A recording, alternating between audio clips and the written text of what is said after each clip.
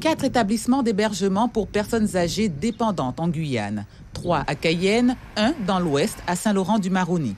Ils offrent en tout près de 230 places. Tous tiennent une liste d'attente et certains, comme ici à l'EHPAD Ébène, envisagent d'augmenter leur capacité d'accueil tout en prônant le maintien à domicile, tenant ainsi compte d'une particularité guyanaise. La moyenne d'âge dans l'établissement en Guyane est de 84-85 ans, ce qui est conforme à la moyenne nationale.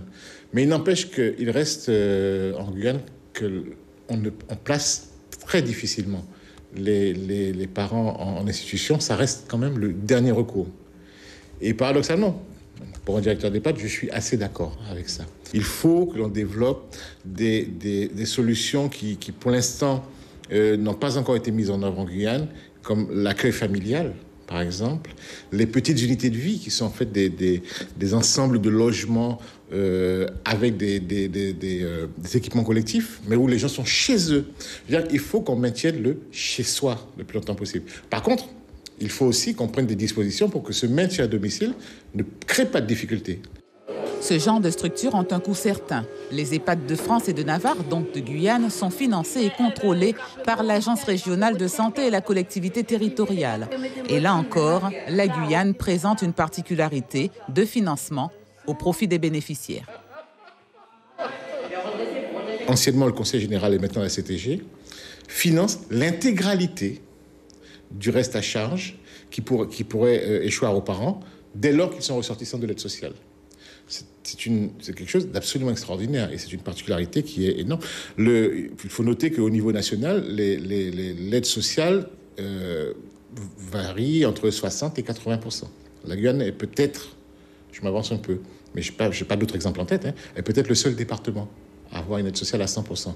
C'est quand même absolument fabuleux parce que ça veut dire que sans ressources, mais vraiment sans ressources, une personne qui est dans un cas désespéré, une personne âgée dans un cas désespéré, peut accéder à un EHPAD en Guyane.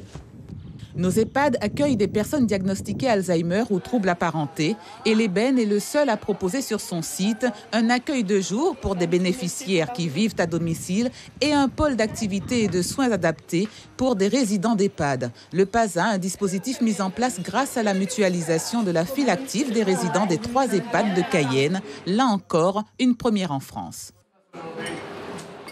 En effet, cette solution, en 2013, a été la première en France, et là je parle même de la France métropolitaine.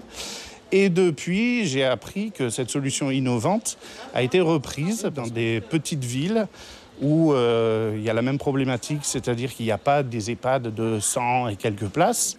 La prise en charge du 3e âge progresse donc en Guyane grâce à la réflexion menée par les responsables concernés et la conquête de l'Ouest guyanais où tout ou presque reste à faire constitue le prochain défi.